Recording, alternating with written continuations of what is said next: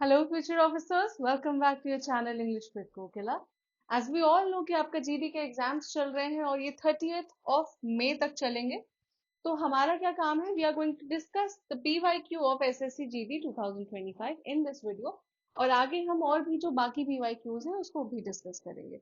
ठीक है, ये जो डिस्कशन है ये काफी डिटेल्ड होगा, तो इट्स वेरी इंपॉर्टेंट कि आप देखें। और अगर आप जीडी की तैयारी नहीं करते हैं, किसी और एग्जाम की तैयारी करते हैं, फिर भी ये लेक्चर आपके लिए काफी ज्यादा इंपॉर्टेंट है, क्योंकि काफी सारे जो वर्ड्स होते हैं या काफी सारे जो क्वेश्चंस होते हैं वो दूसरे एग्जाम्स में भी देखने को मिल जाते हैं। ठीक है, सो यू नेवर नो कि कब कौन से एग्जाम में कौन सा क्वेश्चन पूछ दिया जाए। सो जितने भी आपके इंग्लिश से रिलेटेड पीवाईक्यूज होते हैं, प्रैक्टिस सेट्स होते हैं, वो सभी आपको देखने चाहिए। ठीक है, so okay, so let's come to our first question. It says select the most appropriate option that can substitute the underlined word in the given sentence. Okay, Esther is making wrong choices with that argument. Esther is making wrong choices.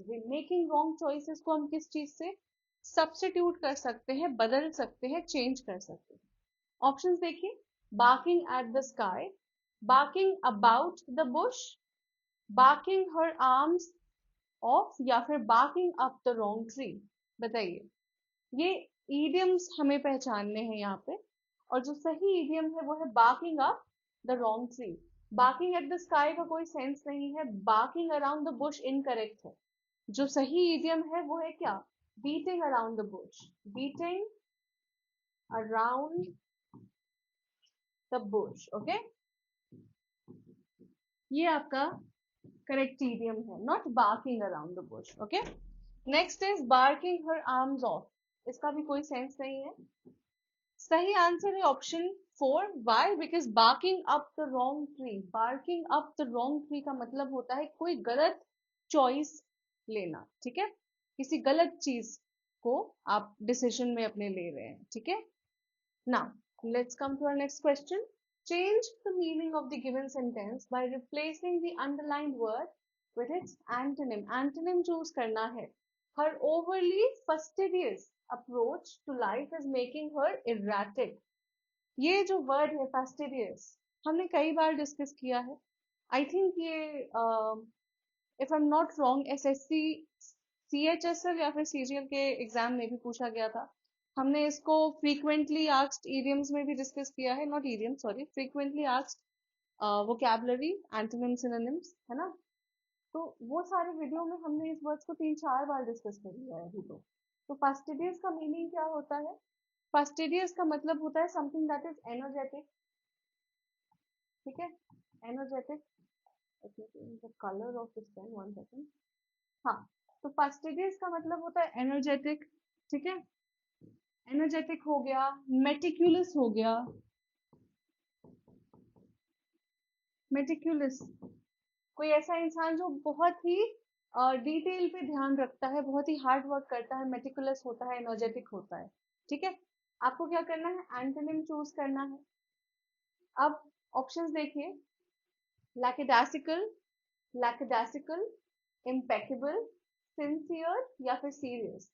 लैकिडासिकल, impeccable, sincere या फिर serious, क्या होगा? सही answer है लैकिडासिकल। ठीक है, लैकिडासिकल का मतलब होता है कोई ऐसा इंसान जो केयरलेस है, लेजी है। Careless, lazy. ठीक है, और मैंने फेस्टिडियस का आपको क्या बताया था, कोई ऐसा इंसान जो बहुत ही मेटिकुलस है, हार्ड वर्क करता है, बहुत ही अटेंशन टू डिटेल होता है उसका काम, है ना, मतलब बहुत ही केयरफुल होता है, केयरफुल। ठीक है, तो यहाँ पे देखो, फेस्टिडियस केयरफुल है, और लैकिडासिकल क्या है? लैकिडासिकल केयरलेस, राइट। इम्पेकेबल का मतलब होता है परफेक्ट, फ्लॉलेस। ठीक है, कोई ऐसी चीज जो बिल्कुल परफेक्ट है। सिंसियर का मतलब होता है ऑनेस्ट। ठीक है, सच्चा, ऑनेस्ट, सिंसियर। सीरियस हम सभी को पता है, गंभीर, serious, right. So the right answer is option 1। The following sentence has been split into 4 segments. Identify the segment that contains a grammatical error. Error detect करना है आपको। The elevator in the mall is temporary out of service. Error है कहीं पे? The elevator in the mall is temporary out of service. क्या होगा? क्या होगा? Is temporary out of service होगा या फिर is temporarily out of service, है ना? एडजेक्टिव है कि अभी फिलहाल आउट ऑफ सर्विस है, राइट? तो it's not temporary, it's temporarily, है ना? तो ऑप्शन 4 आपका राइट आंसर हो जाता है, ऑप्शन 4 में एरर है। Let's come to next question. Select the most appropriate antonym. Antonym means opposite word, है ना? हॉस्टाइल। हॉस्टाइल का मतलब क्या होता है? हॉस्टाइल, ये भी हमने काफी बार डिस्कस किया है। हॉस्टाइल का मतलब होता है कोई ऐसा इंसान या कोई ऐसी चीज जो अनफ्रेंडली है, अनफ्रेंडली है, अग्रेसिव है, ठीक है? अग्रेसिव है, अनफ्रेंडली है।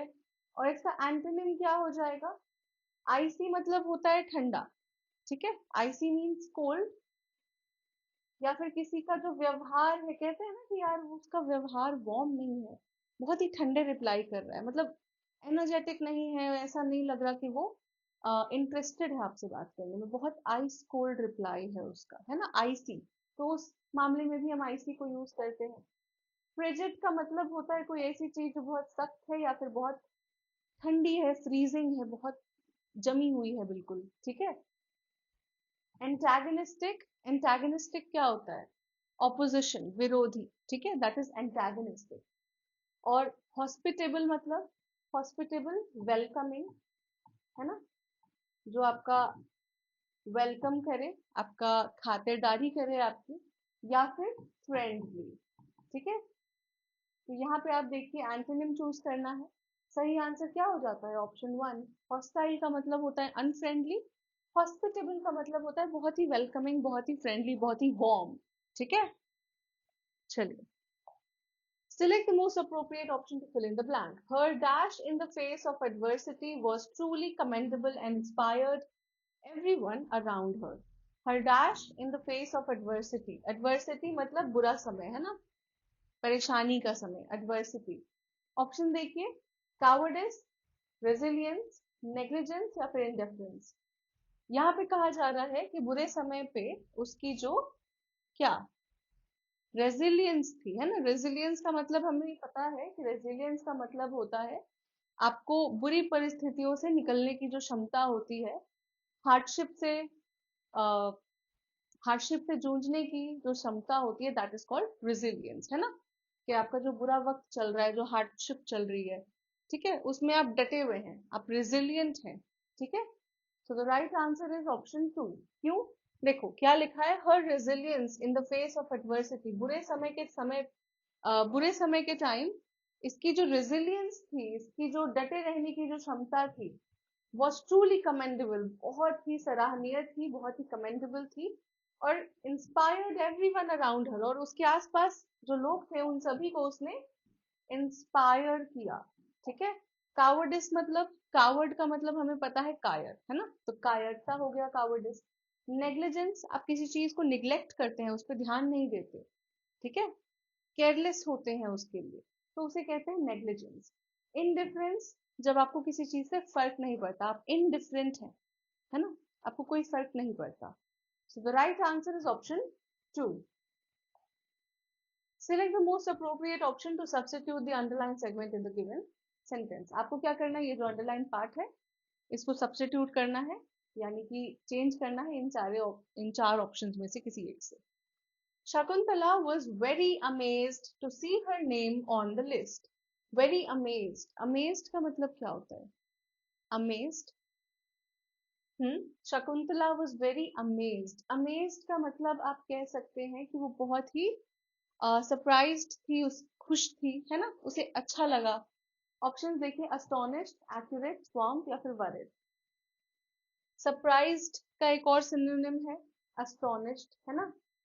ये आपका सही आंसर हो जाता है। She was astonished to see her name on the list, या फिर she was amazed, very amazed to see her name on the list.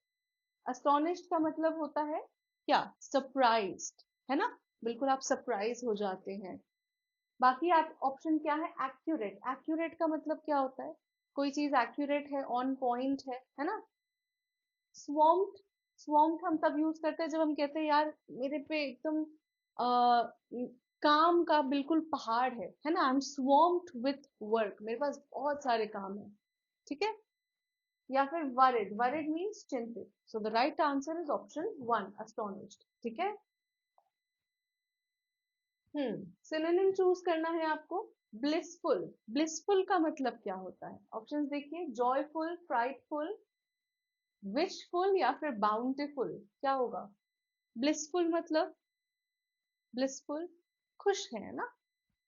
Happiness से रिलेटेड एक वर्ड है। ब्लिस का मतलब होता है ना हैप्पीनेस, ब्लिस। तो सिमिलर यहाँ पे सिनोनिम क्या हो जाएगा हमारा, जॉयफुल, है ना। जॉयफुल भी हैप्पीनेस से रिलेटेड है, जॉय से रिलेटेड है, खुशी से रिलेटेड है। ब्लिसफुल भी खुशी से रिलेटेड है। सो ये सिनोनिम हो गए। फ्राइटफुल मतलब, फ्राइटफुल कोई ऐसी चीज जो फ्राइटफुल है, डरावनी है ना। विशफुल, विशफुल जब आप चीजों को डिजायर करते हैं, है ना, विश करते हैं, तो उसे कहते हैं विशफुल। विशफुल थिंकिंग आपने सुना होगा, विशफुल थिंकिंग या फिर विशफुल, है ना। Next is bountiful. बाउंटीफुल क्या होता है, बाउंटीफुल, हम्म, अबंडेंस का मतलब क्या होता है, अबंडेंस, अबंडेंस चीजें आपके पास बहुत भारी मात्रा में है, अबंडेंस में है, पर्याप्त से ज्यादा है, जितना आपको पर्याप्त है, जितना आपको नीड है उससे ज्यादा है, अबंडेंस है किसी चीज की, है ना। तो दैट इज बाउंटीफुल, ठीक है, सिमिलर मीनिंग है इनका ना। Despite facing numerous obstacles the explorer remained dash in her quest to reach the summit. यहाँ पे आपको क्या करना है, आपको select the most appropriate synonym, synonym choose करना है ऑफ द वर्ड फर्म, ठीक है। फर्म का सिनोनिम क्या होता है, फर्म का मतलब क्या है, डटे रहना, है ना, अपने इरादों में आप बिल्कुल डटे हुए हैं, फर्म खड़े हैं, है ना, बिना हिले डुले, फर्म है बिल्कुल, राइट। ऑप्शंस देखिए, कंफ्यूज्ड, कॉशियस, डिटरमिन्ड या फिर एग्जॉस्टेड। कंफ्यूज्ड, कॉशियस, डिटरमिन्ड या फिर एग्जॉस्टेड, क्या होगा। कंफ्यूज का मतलब होता है परप्लेक्स्ड होना, है ना, परप्लेक्स्ड, कंफ्यूजन में होना। कॉशियस मतलब केयरफुल, है ना, कॉशियस, कॉशन के साथ कोई चीज करते हैं, केयरफुल तरीके से करते हैं। डिटरमिन्ड मतलब, डिटरमिन्ड अपने इरादों के लिए आप क्या है, डिटरमिन्ड है, बिल्कुल उनपे फर्म है ना, डटे हुए हैं, डिटरमिन्ड है। एग्जॉस्टेड बहुत ही थके हुए हैं, बहुत टायर्ड फील कर रहे हैं, एग्जॉस्टेड हैं, ठीक है। So the right answer is determined. Synonym choose करना था फर्म का ना, फर्म का मतलब क्या है, अपने इरादों पे डटे रहना, और डिटरमिन्ड का सिमिलर मीनिंग है, तो आंसर हो जाता है आपका option three. Next, select the incorrectly spelled word. आपको क्या करना है, इन चारों वर्ड में से जिस वर्ड की स्पेलिंग गलत है उसे चूज करना है। क्रिटिक, ठीक है।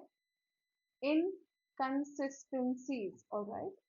न्यूमरस, ये देखिए इनएक्यूरेसीज का स्पेलिंग गलत है, इन,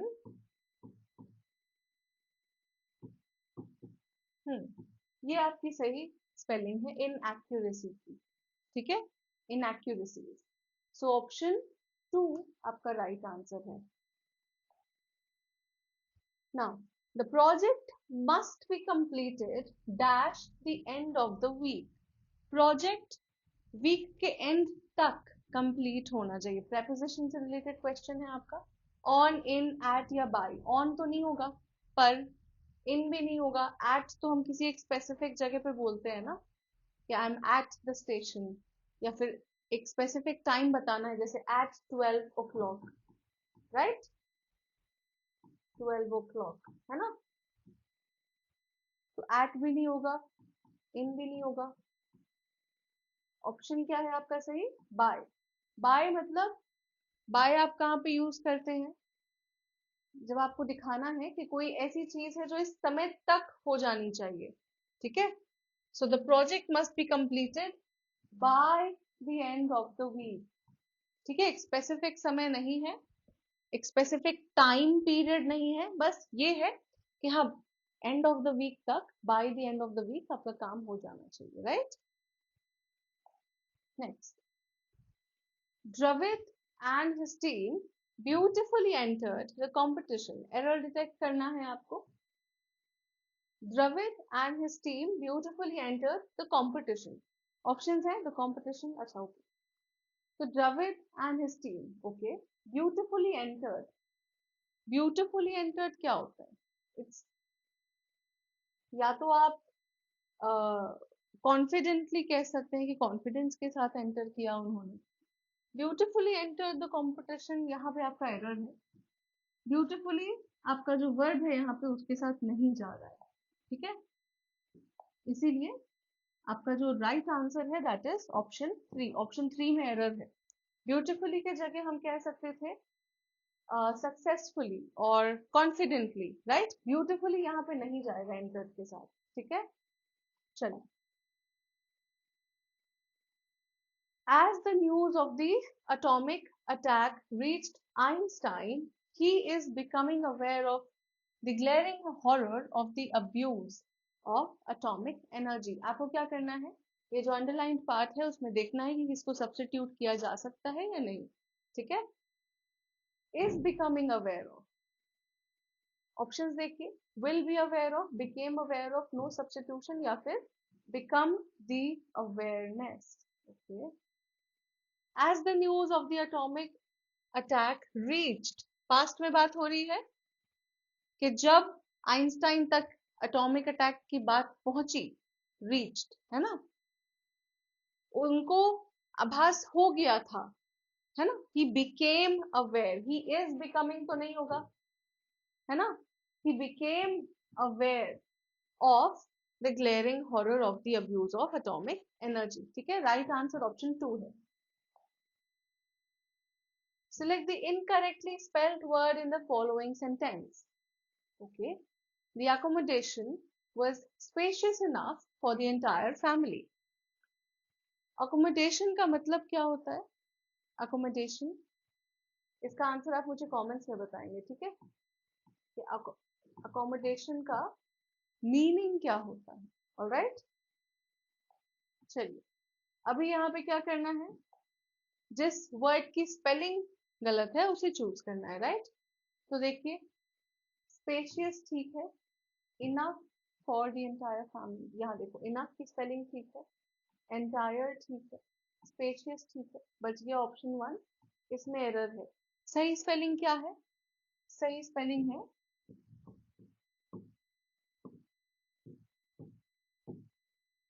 अकोमोडेशन, ठीक है. डबल सी, ACCOMMODATION, ठीक है.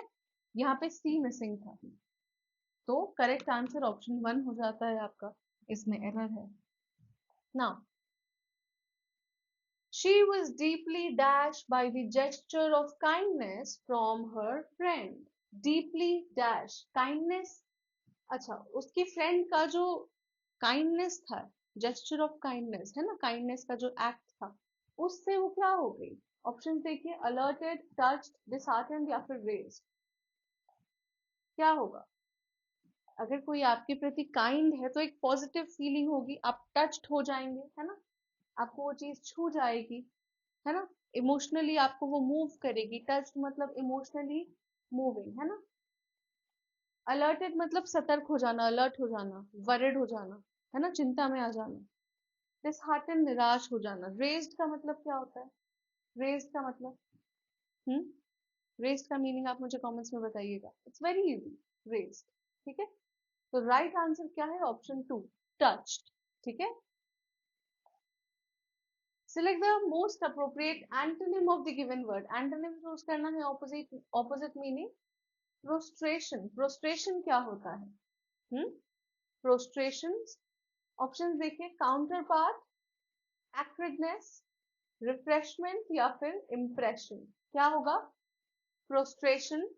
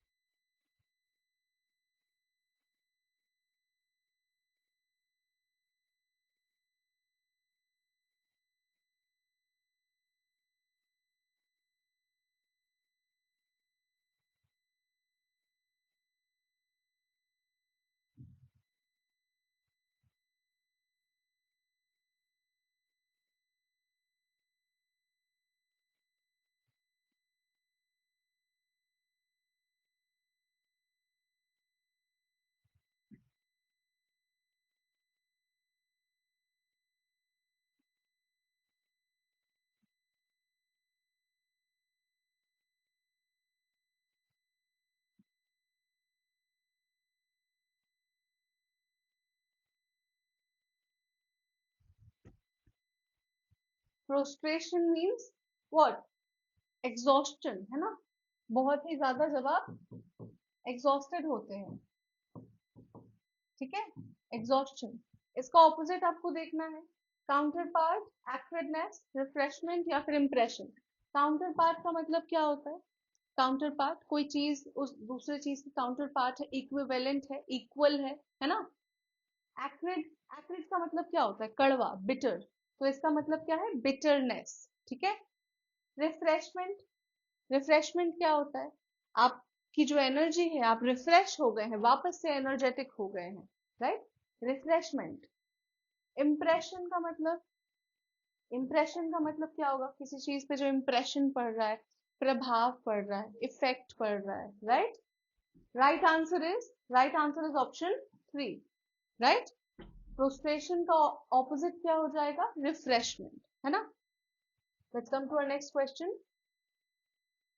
ओके, तो ये पैसेज है आपका, डैश एवरी, अच्छा नहीं, वन सेकेंड, हाँ, क्लाइमेट चेंज विल, यहाँ पे टाइपिंग एरर है, climate change will dash every aspect of our health and well being, but, okay, ये पहला सेंटेंस है आपका, climate change will dash every aspect of our health and well being. तो climate change क्या करेगा?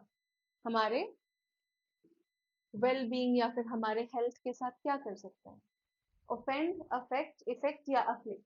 बताइए क्या होगा? क्लाइमेट चेंज विल अफेक्ट, है ना? अफेक्ट का मतलब हमें पता है, प्रभाव डालना, प्रभाव जो होता है, प्रभाव जो पड़ता है उसको अफेक्ट कहते हैं, है ना? Next is, but it's potential harms, but its potential harms go dash the body's ability to handle।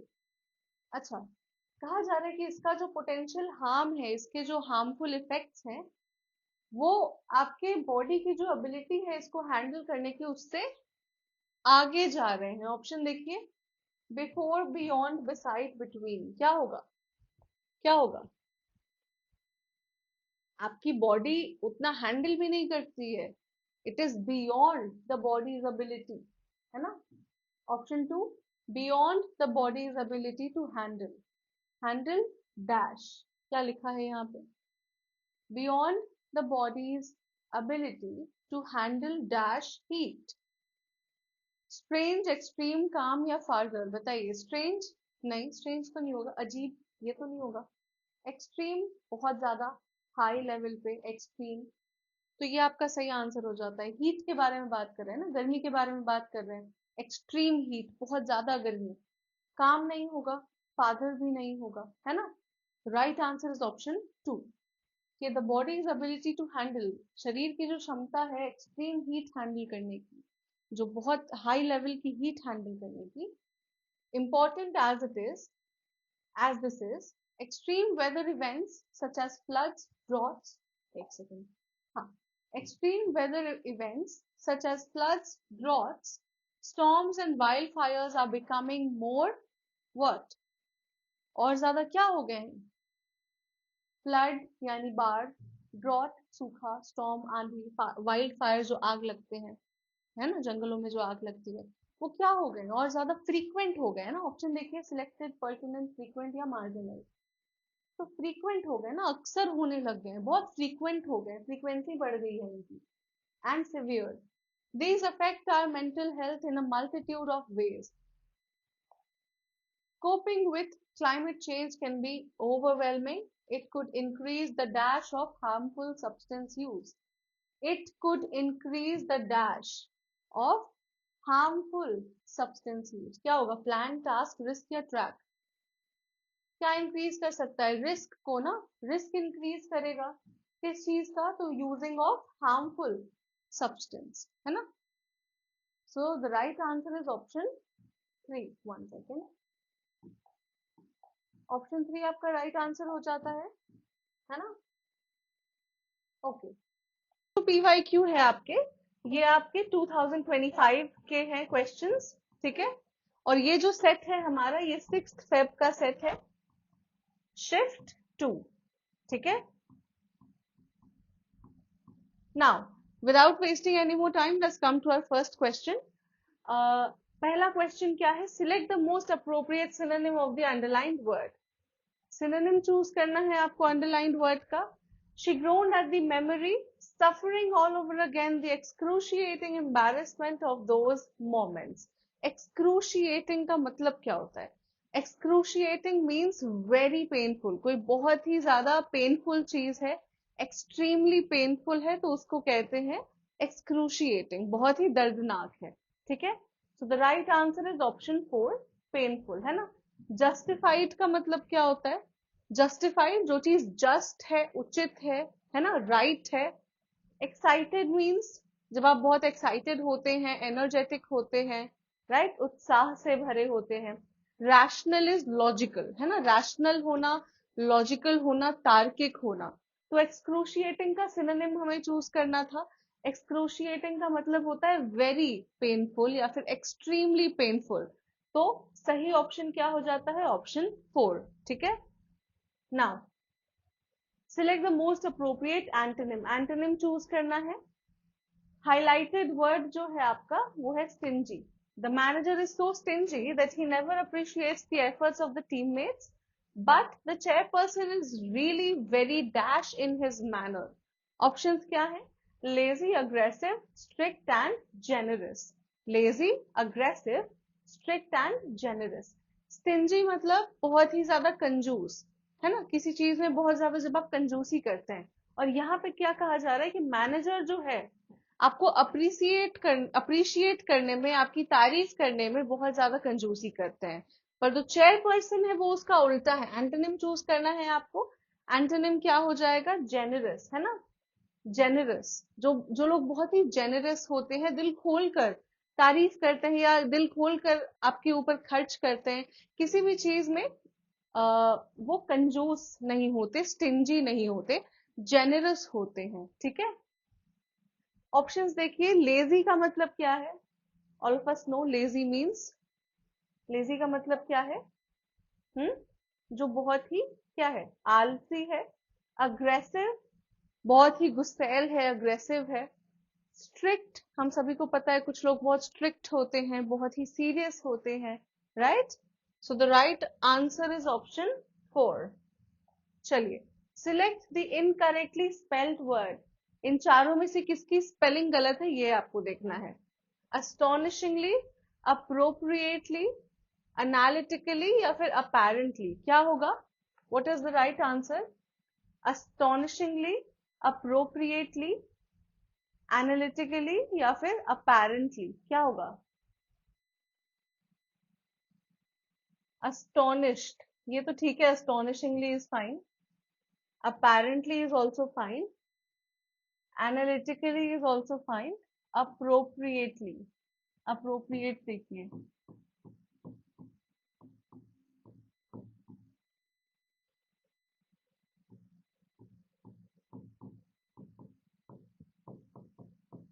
appropriately, this is the correct spelling. ठीक है, और यहाँ पे क्या है? REA लिखा है ना, यहाँ पे क्या होगा? APPROPRIATELY, appropriately। ठीक है, this is the right answer. Now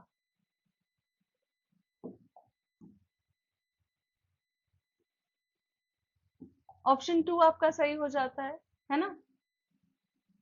चलिए, the following sentence has been divided into parts, one of them may contain an error। आपको error डिटेक्ट करना है यहाँ पे। At 6 p.m. tomorrow, I will have been studied for 5 hours straight। Error कहाँ है बताइए? At 6 p.m. tomorrow, I will have been studied for 5 hours straight। 6 p.m. tomorrow ठीक है। I will have been what? Studying, है ना। Future perfect continuous में बात हो रही है, तो I will have been studying for 5 hours straight. Error जो है आपका ऑप्शन 2 में है। चलिए, नाउ सब्स्टिट्यूट करना है आपको। Select the most appropriate option that can substitute the underline segment in the given sentence. ये जो अंडरलाइन पार्ट है इसको सब्स्टिट्यूट करना है, right? A teacher should be assessed on the basis of his ability to interact well with the children and to handle their issues promptly. Issues को promptly handle करना। Options देखिए, solutions nicely, chapters slowly, queries well, या फिर parents respectfully. क्या होगा यहाँ पे? बात हो रही है कि जो टीचर है उनको असेस करना चाहिए, जज करना चाहिए, मापना चाहिए on the basis of his ability to interact well with the children and to handle. ये देखना है कि वो कैसे उनके क्वेश्चंस को या उनके इश्यूज को, प्रॉब्लम्स को हैंडल करते हैं, राइट? तो क्वेरीज हो जाएगा, क्वेरीज इश्यूज का सिनोनिमस हो गया ये, है ना? कैसे आप उनके क्वेरीज को हैंडल करते हैं, if you can handle them well और नॉट, है ना? तो ये आपका सही आंसर हो गया। सॉल्यूशन की तो बात नहीं हो रही है, चैप्टर्स भी नहीं, पेरेंट्स की भी बात नहीं हुई है, तो option 3 is your right answer. चलिए, select the most appropriate meaning of the highlighted idiom in the given sentence. Jake and Emily worked together on a project and it was a piece of cake for them to complete it on time. Underlined part क्या है? Piece of cake, है ना? Piece of cake हमने कई बार discuss किया है, बहुत ही ज्यादा कॉमन इडियम है, हर एग्जाम में पूछा जाता है, छोटे से छोटे एग्जाम में, बड़े से बड़े एग्जाम में, it's very common. Piece of cake क्या होगा इसका answer? An easy task, something annoying, something enjoyable, a difficult task. क्या होगा? पीस ऑफ केक, जो बहुत ही इजी है आपके लिए, बहुत ही इजी टास्क है, that is called a piece of cake. ठीक है, now select the correctly spelled sentence. She was excited, ठीक है, शी वॉज एक्साइटेड, ठीक है, to receive a surprise gift from her friend on her birthday। ठीक है, इसमें कोई सेंटेंस एरर नहीं है, तो ये करेक्टली स्पेल्ड है।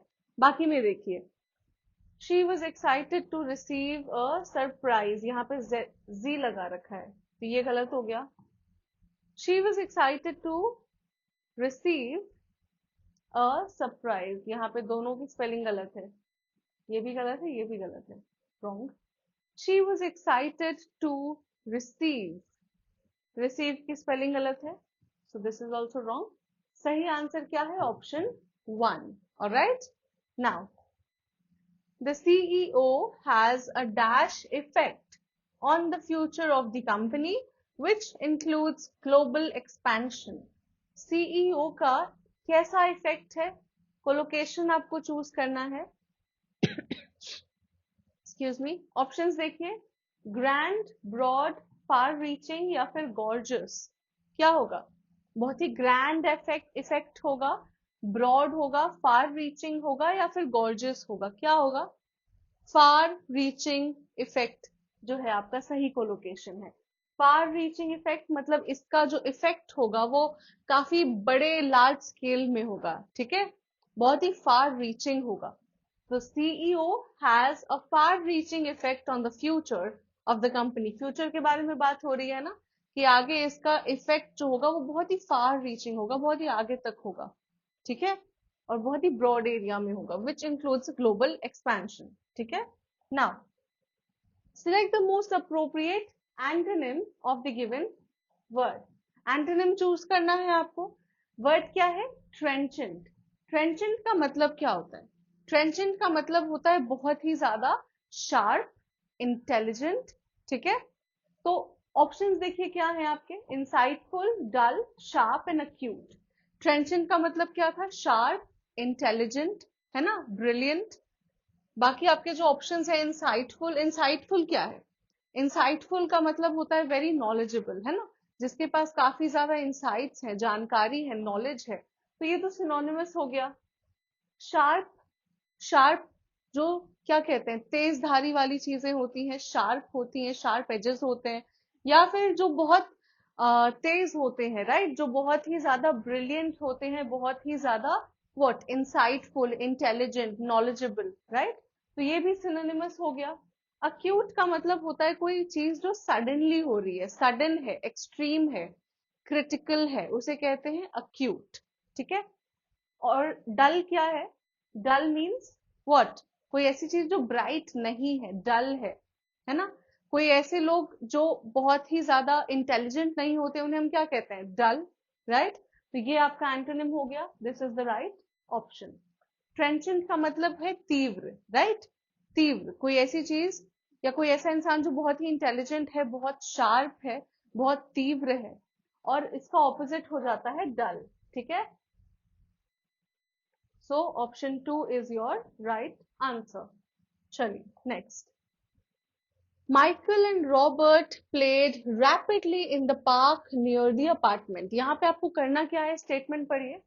The given sentence is divided into 4 segments. Select the option that has the segment with an adverbial error. adverb से रिलेटेड एरर होगा आपका, है ना। माइकल एंड रॉबर्ट, ठीक है, played rapidly in the park near the apartment. तो अगर हमें एरर पता नहीं है, फिर भी हम कह सकते हैं कि एडवर्ब कहाँ है, इस पूरे सेंटेंस में एडवर्ब है कहाँ।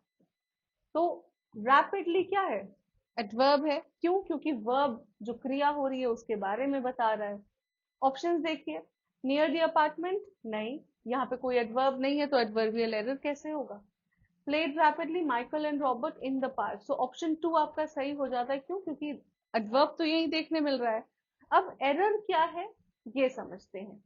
प्लेड रैपिडली, जब आप खेल रहे हैं तो खेलना जो है वो उसके साथ रैपिडली कैसे यूज हो सकता है? रैपिडली का मतलब होता है बहुत ही जल्दी, जल्दी जल्दी जो चीज हो रही है ना, जल्दबाजी में हो रही है, बहुत तेजी से हो रही है। प्लेड रैपिडली नहीं होगा। प्लेड एक्साइटेडली, प्लेड हैप्पीली, या ये कह सकते हैं रैपिडली इसके साथ सही नहीं जा रहा, इनअप्रोप्रिएट लग रहा है। ठीक है। तो ये आपका एडवर्बियल एरर है। Option 2 is your right answer.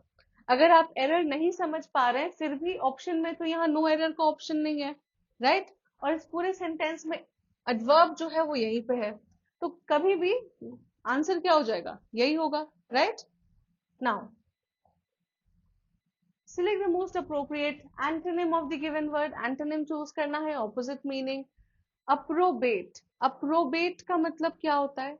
Approbate का मतलब होता है अप्रूव कर देना। ठीक है। ये किसी चीज को हाँ बोलना, यस बोलना, अलाउ कर देना। ठीक है। तो सप्लाई, ऑप्शंस देखिए। Supply, permit, reject and accept. Accept का तो सिमिलर मीनिंग हो गया, है ना, सिनोनिम हो गए ये, तो ये तो आपका आंसर नहीं है। सप्लाई क्या होता है? कोई चीज, किसी चीज की जो सप्लाई आती है आपके पास, कोई चीज पहुंचती है आपके पास, चाहे राशन है या कोई और चीज है, तो दैट इज कॉल्ड सप्लाई, है ना। या फिर किसी चीज का स्टॉक है तो उसे सप्लाई कहते हैं। परमिट, परमिट मतलब सेम, अलाउ, है ना, अलाउंस, परमिट, परमिशन, ये सारी चीजें। रिजेक्ट का मतलब क्या होता है? रिजेक्ट का मतलब खारिज कर देना, है ना, ना कर देना। तो this is your antonym. Approbate का एंटोनिम क्या हो जाएगा? अप्रोबेट का मतलब होता है एक्सेप्ट करना, तो रिजेक्ट आपका एंटोनिम हो जाएगा। Option 3 is your right answer, है ना। चलिए, select the most appropriate option to substitute the underlined segment in the given sentence. The meeting in the conference hall has ended on a temporary agreement. Underlined part ये है आपका। The meeting in the conference hall has ended on a temporary agreement. Temporary agreement क्या होता है? Let's look at our options. Truce, hot war, agenda या फिर fight. Truce, hot war, agenda या फिर फाइट। ट्रूस जो होता है ना, ट्रूस का मतलब होता है टेम्पररी अग्रीमेंट। ठीक है।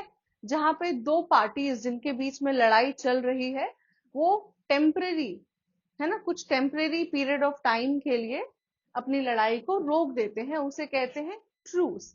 समझौता करते हैं, है ना, एक शॉर्ट पीरियड ऑफ टाइम के लिए या फिर some specific amount of time के लिए। ठीक है। हॉट वॉर क्या होता है? आपने कोल्ड वॉर सुना है?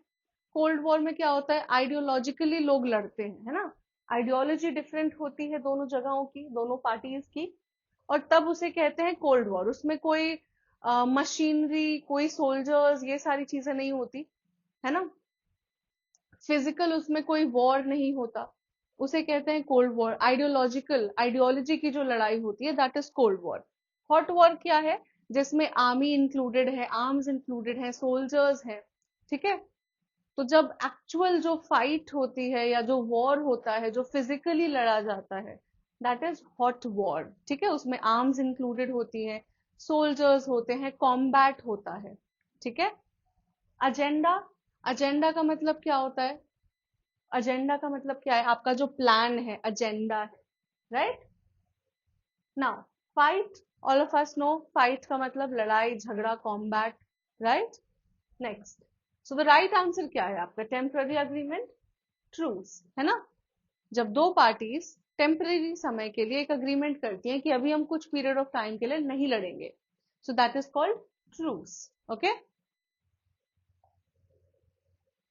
Select the most appropriate idiom to substitute the underlined phrase in the given sentence. Although he was nervous before the presentation, he managed to face the situation with courage and delivered a fantastic speech. Although he was nervous before the presentation, he managed to face the situation with courage. ये जो underline part है, इसको आपको substitute करना है इनमें से किसी ईडियम से। Bite the dust, bite the pen, bite the tongue, या फिर बाइट द बुलेट, क्या होगा बताइए? ये भी हमने पढ़ा हुआ है। इसका मतलब क्या होता है? जब आप किसी कठिनाई के टाइम पे डटे रहते हैं, करेजियस रहते हैं, ठीक है, निडर होके उसका सामना करते हैं, तो उसे हम कहते हैं बाइट द बुलेट, ठीक है, बाइट द बुलेट, ठीक है। So this is your right answer, option number 4। Now select the most appropriate one word substitute for the underlined segment in the given sentence. There is a lack of security and stability in his bank balance. This is indicative of a hazardous and perilous situation. Hazardous and perilous का मतलब क्या होता है? Hazardous and perilous, excuse me, it means dangerous, है ना। Hazardous का मतलब होता है डेंजरस, और पेरिलस का भी सेम मीनिंग है, ठीक है। इसको आपको सब्स्टिट्यूट करना है। ऑप्शंस देखिए, प्रिकेरियस, गार्डेड, डेफिनेट या फिर रिलायबल, क्या होगा? प्रिकेरियस, गार्डेड, डेफिनेट या रिलायबल? रिलायबल जिसपे आप रिलाई कर सकते हैं, निर्भर हो सकते हैं, है ना। डेफिनेट का मतलब क्या होता है? जो चीज निश्चित है, डेफिनेट है। गार्डेड जिसे गार्ड किया जाता है, सेफ रखा जाता है, जो गार्डेड है। या फिर प्रिकैरियस, प्रिकैरियस का मतलब भी होता है डेंजरस, ठीक है। सो ये आपके सिनोनिम हो गए। तो आप सब्स्टिट्यूट कर सकते हैं इसको, हजार्डस एंड पेरिलस को आप प्रिकेरियस सिचुएशन से सब्स्टिट्यूट कर सकते हैं, right. So option 1 becomes your right answer. Now, in the following passage, some words have been deleted. Read the passage carefully and select the most appropriate option to fill in the blank.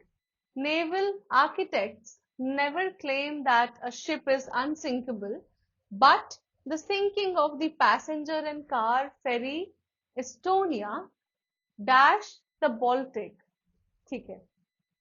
Select the most appropriate option to fill in blank number 1. Blank number 1 में आप कौन से options में से किसी एक को choose कर सकते हैं? देखिए, ओवर, ऑन, इन या up.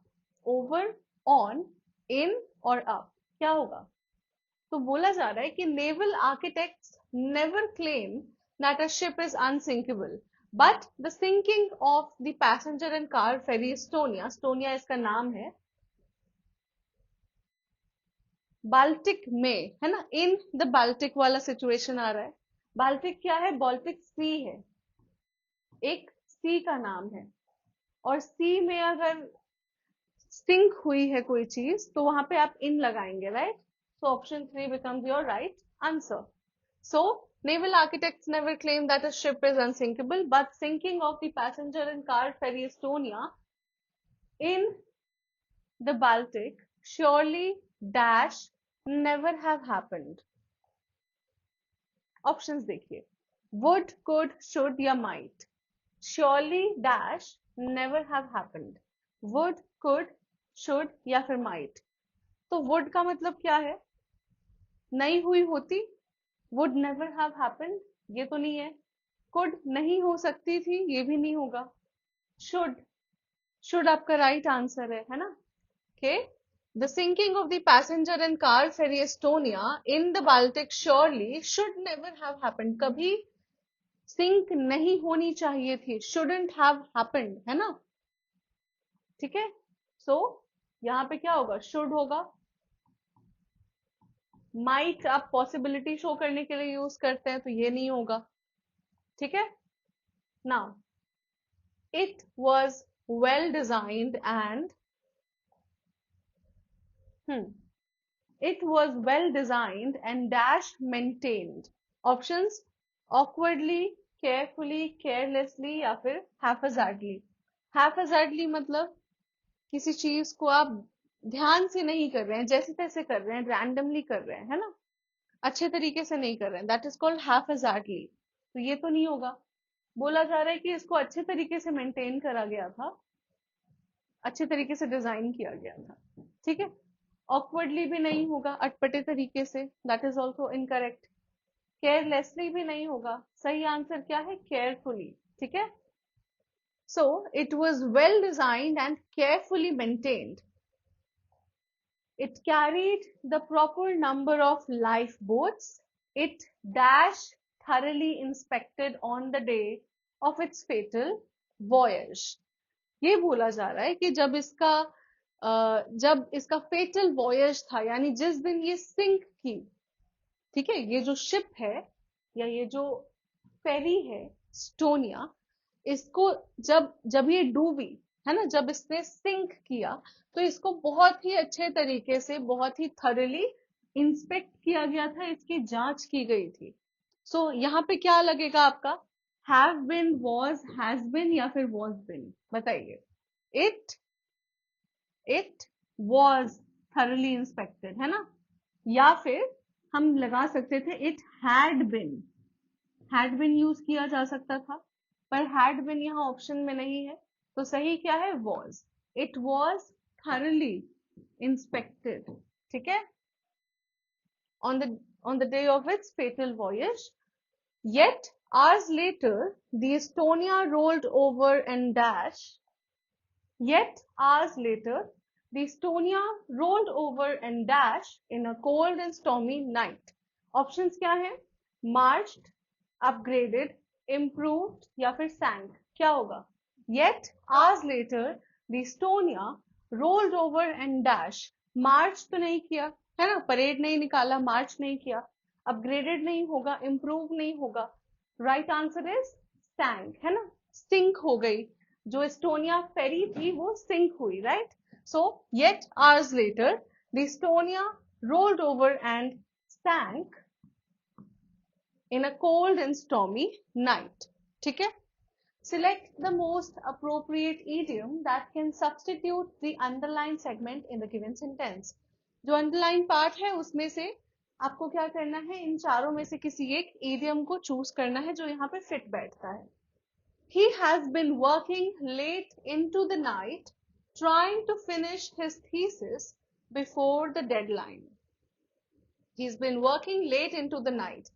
Late into the night इसको आपको substitute करना है. ऑप्शंस देखिए. Burning the candle at both the ends, burning bridges, burning the ships या फिर बर्निंग द मिडनाइट ऑयल. क्या होगा? Working late into the night. हमने बहुत बार डिस्कस किया है इसे इस चैनल पे, तो कई बार आपको शॉर्ट्स के फॉर्म में भी मिले हैं ये कंटेंट, और हमने लॉन्ग वीडियोस में भी काफी ज्यादा डिस्कस किया है कि जब आप रात को जग कर देर रात तक जब आप काम करते हैं, तो उस टाइम हम जो ईडियम यूज करते हैं, that is burning the midnight oil. ठीक है. burning the midnight oil. so option 4 जो है आपका, ये सही हो जाता है. now as we all know कि आपके एग्जाम्स हैं, आप बहुत कड़ी मेहनत कर रहे हैं, रात भर जग कर आप पढ़ाई कर रहे हैं, मेहनत कर रहे हैं, राइट? तो आप क्या कह सकते हैं? the students are burning the midnight oil, है ना? चलिए let's come to our next question. Select the most appropriate meaning of the given word. Meaning choose करना है आपको. चकल. चकल क्या होता है? ऑप्शंस देखिए. Laugh loudly, laugh in a noisy gleeful way, laugh quietly without opening one's mouth, या फिर cry like a donkey, गधे की तरह रोना. क्या होगा बताइए? चकल. चकल एक तरह की हंसी है, ठीक है, तो ये तो गलत हो गया. एक तरह की हंसी है चकल. इसमें क्या होता है, जब आप माउथ को क्लोज करके क्वाइटली बस अपने आप में एक छोटी सी हंसी होती है आपकी, ठीक है, उसे कहते हैं चकल. laugh quietly without opening one's mouth. ठीक है, so option 3 is your right answer.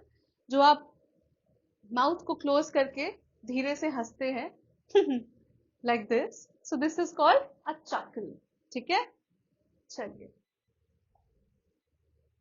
Select the incorrectly spelled word. इन चारों वर्ड में से किसी एक की स्पेलिंग गलत है, वो आपको चूज करना है कि कौन से वर्ड की स्पेलिंग गलत है. रिसोर्स, अपॉलॉजी, लेक्चर या फिर बिजनेस. स्पेलिंग्स देखिए. रिसोर्स की स्पेलिंग ठीक है.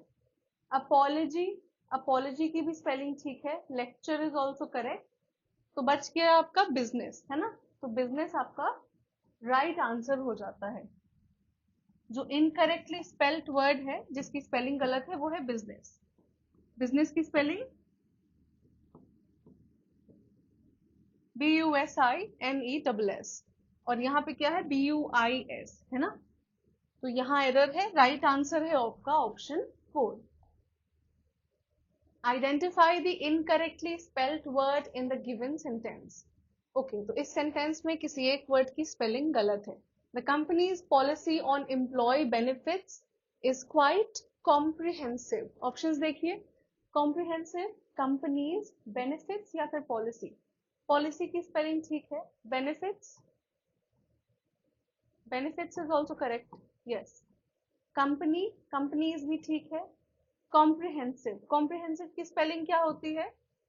COMPREHENSIVE, comprehensive. ठीक है, और यहाँ पे आई मिसिंग है, तो सही आंसर हो जाता है ऑप्शन 1. ठीक है, ऑप्शन 1 में एरर है.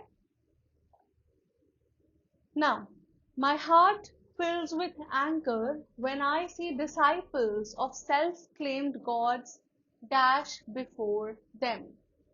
मेरा जो दिल है वो गुस्से से भर जाता है.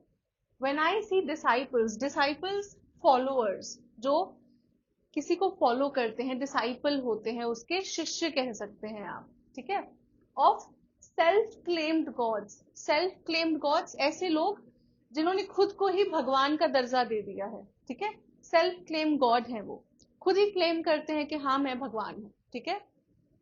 My heart fills with anger when I see disciples of self claim gods dash before them. यहाँ पे क्या होगा? ऑप्शन देखिए. स्लीपिंग, स्पिटिंग, स्विंगिंग या फिर प्रोस्ट्रेटिंग. क्या होगा? स्लीपिंग तो नहीं होगा, सोने की बात तो नहीं हो रही है. स्पिटिंग मतलब थूकना, है ना, स्पिटिंग भी नहीं है. स्विंगिंग, झूलना, 2 and 4 नहीं. या फिर प्रोस्ट्रेटिंग. प्रोस्ट्रेटिंग आपका राइट आंसर हो जाता है. प्रोस्ट्रेटिंग का मतलब होता है सर झुकाना, बाउ डाउन करना. ठीक है, बाउ डाउन, या सबमिट करते हैं, है ना, सबमिट कर देते हैं खुद को, सबमिशन कर देते हैं, बाउ डाउन करते हैं, सर झुका देते हैं, तो उसका मतलब होता है प्रोस्ट्रेटिंग. तो यहाँ पे क्या होगा? My heart fills with anger when I see disciples of self-claimed gods prostrating before them. जब मैं देखता हूँ कि जो लोग खुद को ही भगवान मानते हैं, मुझे बहुत गुस्सा आता है मैं जब देखता हूँ कि उनके जो डिसाइपल्स हैं, उनके जो शिष्य हैं, वो उनके सामने सर झुकाते हैं. ठीक है. Now next is the given sentence is divided into 4 segments. Okay, error choose करना है. एडवर्बियल एरर देखना है आपको. एडवर्ब से रिलेटेड आपका एरर होगा. ठीक है. David loudly opened the gift presented by his sister. Options देखिए. David loudly presented by, open the gift या फिर his sister. नो एरर का तो ऑप्शन ही नहीं है.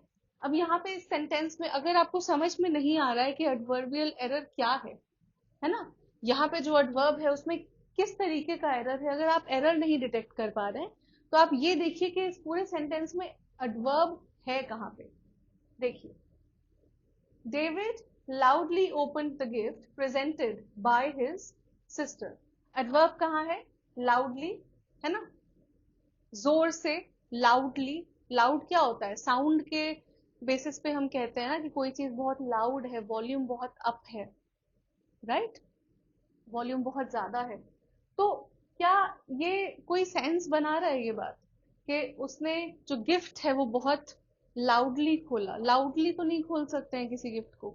हाँ, फॉर एक्साइटेडली खोल सकते हैं, काफी ज्यादा एनर्जी के साथ खोल सकते हैं, राइट, जॉयफुली खोल सकते हैं, लाउडली नहीं होगा। इसीलिए जो आपका फर्स्ट ऑप्शन है वो इसमें एरर है। डेविड लाउडली, लाउडली नहीं होगा, यहाँ पे कोई और एडवर्ब फिट हो सकता था, जॉयफुली, एक्साइटेडली, राइट, या फ्रैंटिकली, बहुत जल्दीबाजी में खोल रहा था, राइट। तो ये हो सकता है, बट लाउडली नहीं होगा। सो this is your right answer. Parts of the following sentence have been given as options. Select the option that contains an error. She been showing off her juggling skills at her friend's party. Okay. She been showing off her juggling skills at her friend's party. Options क्या हैं? Showing off her juggling skills, she been या फिर her friend's party. Error choose करना है ना, तो यहाँ पे देखिए, शी बिन शोइंग ऑफ क्या होता है? शी बिन शोइंग ऑफ, या तो हम लिखेंगे कि शी वॉज शोइंग ऑफ, या फिर शी हैज बिन, है ना, right. She has been showing of her juggling skills at her friends party. So error कहाँ पे है? एरर आपका ऑप्शन 3 में है। यहाँ पे सिर्फ बिन नहीं होना चाहिए था, हैज बिन होना चाहिए, ठीक है। Alright. Now, next question. Select the most appropriate option that can substitute the underlined segment in the given sentence and rectify it. Rectify का मतलब बताया था मैंने अभी, rectify करना, correct करना. If no correction is needed, select no correction required. They are launching the new product last month.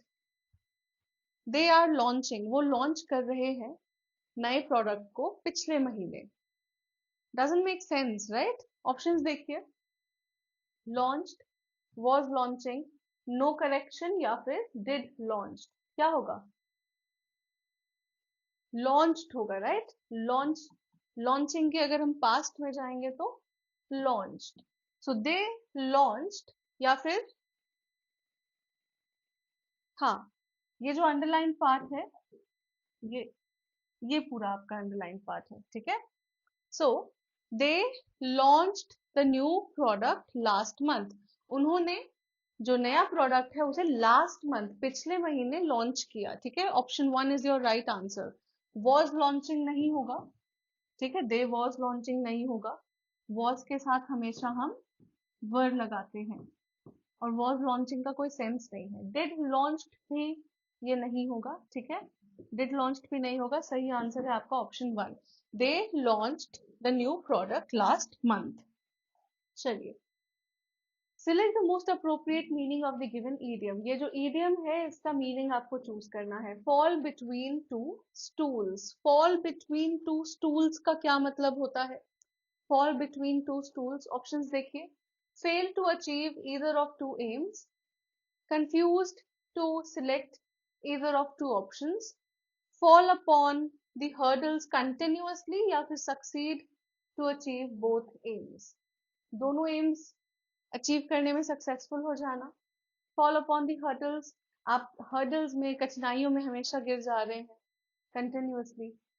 confused to select either of two options, दो options में से किसी एक को भी सिलेक्ट करने में आप कंफ्यूज हो रहे हैं, या फिर दो जो आपके एम्स हैं उनमें से एक को भी आप अचीव नहीं कर पा रहे, है ना। सही ऑप्शन क्या है? Fail to achieve either of two aims, यानी दो एम्स हैं आपके पास, दोनों में से आप एक को भी अचीव नहीं कर पा रहे, तो आप क्या इडियम बोलेंगे? Fall between two stools, right? Now select the most appropriate option to fill in the blank. I know we can count dash Tim to resolve this for us. हम जानते हैं या मैं जानती हूँ कि हम टिम के ऊपर रिलाई कर सकते हैं, निर्भर हो सकते हैं, ठीक है? To resolve this for us, इसे हमारे लिए रिजॉल्व करने के लिए, या ये हमें सॉल्व करने के लिए इस इशू को, ठीक है? ऑप्शंस देखिए, एट, फॉर, ऑन, इन, क्या होगा? I know we can count, यहाँ पे क्या होता है? काउंट एट, या फिर काउंट फॉर, या काउंट इन, या ऑन, क्या होगा? क्या होगा? I know we can count on, कहते हैं ना, we can count on him, you can count on me, it's a song also, you can count on me like 1 2 something like that, okay, sorry. So yeah, I know we can count on Tim, है ना?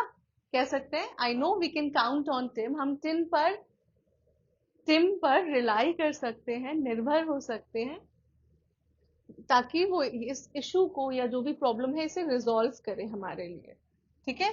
सो the right option is option 3, I know we can count on Tim. चलिए, fill in the blank with the suitable option. I drove back to the town and began to retrace the route. Retrace मतलब वापस से trace करना ना, जो जिस root से आप आए थे उसी रूट से वापस जाना, रिट्रेस करना। I drove back to the town and began to retrace the route, taking frequent dash at the map. Options क्या है? बाउंसेस, ग्लांसेस, विंसेस या फेंसेस, क्या होगा? मैप को देखा जा रहा था, है ना? बार बार मैप पे नजर डाली जा रही थी, बात ये हो रही है कि I drove back to the town and began to retrace the route. Route के बारे में हम बात करें कि वापस मैं उसी रास्ते में जाने लगा, taking frequent dash at the map, map पे नजर डाल रहे थे हम फ्रीक्वेंटली, है ना? ऑप्शंस देखो, bounces, glances, winces and fences. Bounce का मतलब क्या होता है? जब आप बॉल फेंकते हैं तो वो क्या होती है? बाउंस होती है, जंप करती है, जंपिंग, बाउंसिंग, ये सिनोनिमस है, तो बाउंसिंग तो नहीं होगा, है ना? ग्लांसेस का मतलब क्या होता है? ग्लांसेस जब आप जल्दी से किसी चीज पर नजर डालते हैं, ठीक है, एक शॉर्ट पीरियड ऑफ टाइम के लिए आप उसे देखते हैं, तो उसे कहते हैं ग्लांस करना, ठीक है, देखना, ग्लांस करना। तो ये आपका राइट आंसर हो जाता है ऑप्शन 2। विंसेस का मतलब विंस करना, विंस, जब आपको कोई मारने आता है तो आप क्या करते हैं? सडन आपका बॉडी में क्या होता है? एक जोल्ट आता है, जोल्ट आता है, एक सडन रिएक्शन होता है आपका, आपका इस तरीके का कोई रिएक्शन होता है ना? तो उसे कहते हैं विंस करना। या फिर आपको चोट लगी तो आपने बिल्कुल ऐसे फेस बनाया, एक सडन रिएक्शन हुआ, है ना? आपकी बॉडी में एक जोल्ट सा फील हुआ, सो उसको कहते हैं विंस। फेंसेस क्या है? जिस जो आपकी बाउंड्री होती है उसमें आप या तो लकड़ी लगाते हैं या टिन के कुछ फेंसेस लगाते हैं, उसे कहते हैं, ठीक है? So right answer क्या है? Glances. I drove back to the town and began to retrace the route, taking frequent glances at the map. Next. Select the most appropriate synonym choose करना है आपको। Word क्या है? Precise. Precise का मतलब होता है बिल्कुल सटीक, precise. ऑप्शन देखिए, vague, ambiguous, accurate या फिर approximate, क्या होगा? Precise. अच्छा, ये जो वर्ड एम्बिग्यूअस है ये हमें हर जगह देखने मिलता है। एनडीए के एग्जाम में पूछा गया है, एसएससी के एग्जाम में पूछा जाता है, सीजीएल, सीएचएसएल, एवरीवेयर एम्बिग्यूअस। और इसीलिए मैं कहती हूँ कि आप जब वोकैबुलरी या इंग्लिश, स्पेसिफिकली जब आप इंग्लिश पढ़ते हैं, तो आप ये मत सोचिए कि हाँ ये एनडीए की वीडियो है तो सिर्फ एनडीए वालों के लिए ही है, सिर्फ उनको ही केटर कर रही है, या सीडीएस की है तो सिर्फ सीडीएस के जो प्रेपरेशन कर रहे हैं उनको केटर कर रही है। इंग्लिश जो लैंग्वेज है उसमें जो भी आपकी ग्रामर आती है, वोकैबुलरी आती है, वो सब इक्वल है, राइट? बहुत सारे वर्ड्स आपको जो जीडी में मिलेंगे वो आपको एनडीए में भी मिलेंगे, और बहुत सारे एनडीए के वर्ड्स आपको शायद सीजीएल, सीएचएसएल, स्टेनो, कई सारे एग्जाम्स में देखने मिलेंगे। इसीलिए मैं आई कीप रिपीटिंग, बार बार मैं आपको यही चीज बोल रही हूँ कि सारे वीडियोस देखो। ठीक है, इसके पहले मैंने एनडीए के कुछ वोकैबलरी कराई है, उसके पहले हमने फ्रीक्वेंटली आस्क्ड वर्ड्स कराए हैं, फ्रीक्वेंटली आस्क्ड ईडियम्स कराए हैं, बहुत सारी सीरीज हम लेकर आए हैं। तो आप उन सभी चीजों को देख सकते हैं, सारे वीडियोस को देख सकते हैं, बिकॉज जो टॉपिक है वो तो सेम है। ईडियम्स सारे एग्जाम में पूछा जाता है, वन वर्ड सब्स्टिट्यूशन सारे एग्जाम में पूछा जाता है, वोकैबुलरी हर एग्जाम में है, ग्रामर आपका हर एग्जाम में है। तो बदला क्या, सिर्फ लेवल थोड़ा सा आगे पीछे होता रहता है। वो भी अगर इस साल डिफिकल्ट है तो अगले साल शायद थोड़ा इजी हो जाए, या इस सेट में थोड़ा सा डिफिकल्ट है तो अगले सेट में थोड़ा इजी हो जाए, तो वो चेंज होता है सिर्फ। टॉपिक्स आपके सेम हैं, वर्ड्स आपके सेम हैं, ग्रामर के रूल्स आपके सेम हैं। तो आप ये मत सोचिए कि अगर किसी वीडियो पे एनडीए लिखा है और सीडीएस लिखा है तो मैं वो नहीं देख सकता या मैं वो नहीं देख सकती। आप सभी उस वीडियो को देख सकते हैं। It is going to be helpful for everybody. ठीक है, चलिए let's come back to our question. Precise, precise का मतलब मैंने क्या बताया, सटीक, है ना। वेग का मतलब क्या होता है, वेग का मतलब कोई चीज जो अनक्लियर है। ठीक है, बहुत ही वेग बातें करता है कोई, वेग बातें करता है, बहुत ही अनक्लियर बातें, समझ ही नहीं आता बोलना क्या चाह रहा है, कुछ भी बोल के चला जा रहा है, बहुत ही वेग है। ठीक है। एम्बिगुअस का मतलब, एम्बिगुअस का मतलब भी एक तरीके से आप कह सकते हैं अनक्लियर, या कोई दो चीजें हैं जिनमें से आप डिसाइड ही नहीं कर पा रहे कि है क्या ये। ठीक है, एम्बिगुअस का भी मतलब होता है अनक्लियर, अनडिसाइडेड। ठीक है,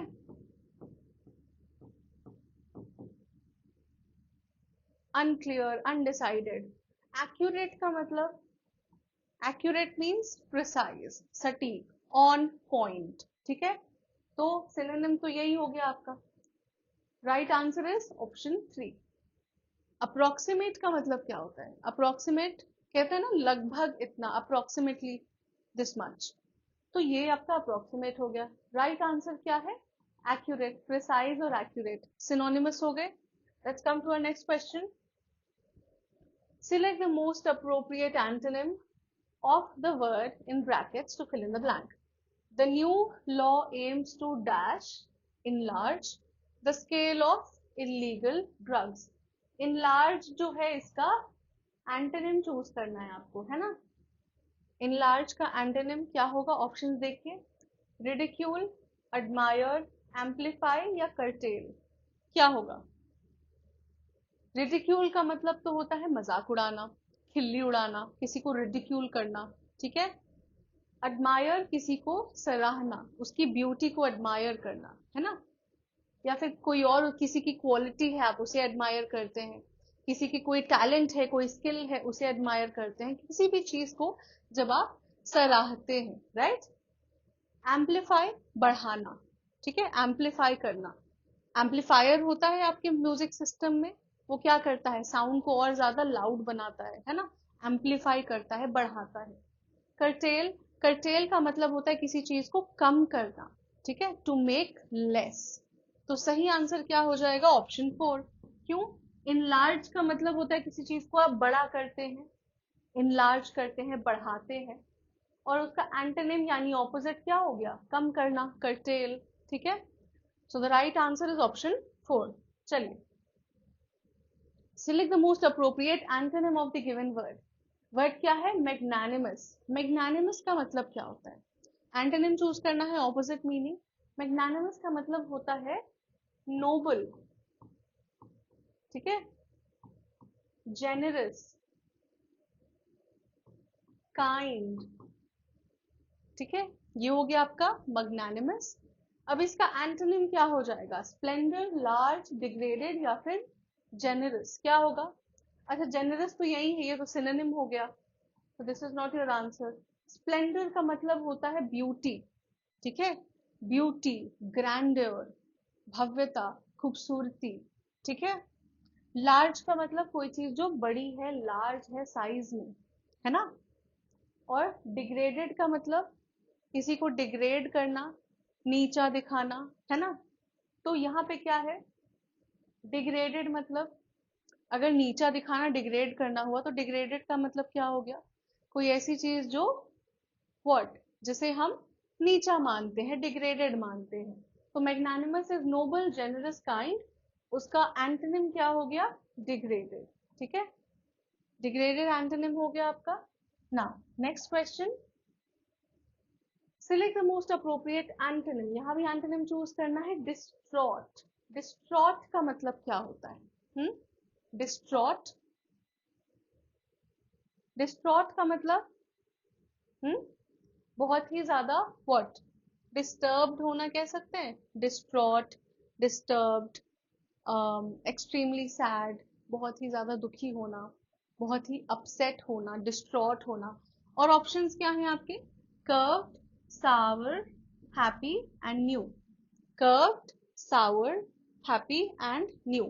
न्यू का मतलब नया, हैप्पी वेरी खुश जो है, और सावर का मतलब जो खट्टा है। सावर कहते हैं ना, कोई चीज खट्टी लगती है। या फिर अगर कोई चीज खराब हो गई, फॉर एग्जाम्पल किसी का रिलेशन खराब हो गया, तो वहां भी हम यूज करते हैं थिंग्स टर्न सावर बिटवीन देम, उनके बीच जो चीजें थी वो खराब हो गई हैं। ठीक है, तो उस तरीके से भी यूज करते हैं। और कर्व का मतलब कोई ऐसी चीज जो बेंड हुई हुई है, कर्व हुई हुई है, घूमी हुई है। तो डिस्ट्रॉट का मतलब मैंने आपको क्या बताया था? सैड, है ना, एक्सट्रीमली सैड, अपसेट, डिस्टर्ब्ड। ठीक है, और इसका एंटोनिम क्या हो जाएगा? हैप्पी, खुश है। ठीक है, नाउ नेक्स्ट क्वेश्चन, कॉम्प्रिहेंशन है। Chatbots are computer programs dash to stimulate conversations. Chatbox क्या है? Computer programs. ऑप्शंस क्या हैं आपके?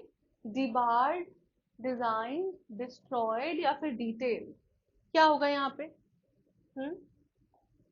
चैटबॉट्स आर कंप्यूटर प्रोग्राम्स जिसको डिजाइन किया गया है ना, डिजाइन्ड टू स्टिमुलेट कॉन्वर्सेशंस। अच्छा, यहाँ पे डिबार का मतलब क्या होता है? कभी सुना है डिबार? किसी को बार कर देना, कोई चीज करने से डिबार कर देना, रोक देना, है ना। स्कूल में क्या होता है या कई इंस्टीट्यूशंस में क्या होता है कि अगर आपकी अटेंडेंस 75% या 80%, 90% जो भी है उससे कम होती है, मिनिमम रिक्वायरमेंट से कम होती है, तो आपको डिबार कर दिया जाता है, आपको एग्जाम देने नहीं दिया जाता। ठीक है, ऐसे याद रहेगा ये वर्ड, डिबार। डिजाइन, डिस्ट्रॉयड मतलब तहस नहस करना, डिटेल मतलब आपको पता है। सो चैटबॉट्स आर कंप्यूटर प्रोग्राम्स जिनको डिजाइन किया गया है to stimulate conversations as if they dash another human। क्या होगा यहाँ पे? 1 second, हाँ, as if they were, pretend, will या could। क्या होगा? if लगा है तो हमें पता है कि यहाँ पे हम क्या लगाते हैं। देखिए, chatbots are computer programs designed to stimulate conversations as if they were, है ना। अगर कोई इमेजिनरी चीज है तो हम क्या बोलते हैं? As if they were, as if they were another human, है ना। ना, प्रिटेंड नहीं होगा यहाँ पे। प्रिटेंड मतलब ये प्रिटेंड करना या फिर कह सकते हैं कि एक ढोंग करना। ठीक है, विल भी नहीं होगा, कुड भी नहीं होगा। As if they could doesn't make sense, है ना। Now for dash there were more than 10 million replica users as of 2022। यहाँ पे क्या है? डिजाइन। ठीक है, यहाँ क्या था? वर्ड। अब यहाँ पे देखिए, for dash there were more than 10 million replica users as of 2022। replica is a chatbot built as a companion। तो यहाँ पे ऑप्शन ब्लैंक 3 में देखिए क्या जाएगा? एग्जाम्पल, एलिजिबल, एंट्री या फिर एग्जिट। क्या होगा? फॉर डैश, फॉर एग्जाम्पल कह सकते हैं, है ना। फॉर के साथ यहाँ पे एग्जाम्पल जाएगा. For example there were more than 10 million, ठीक है, replica users as of 2022. For example,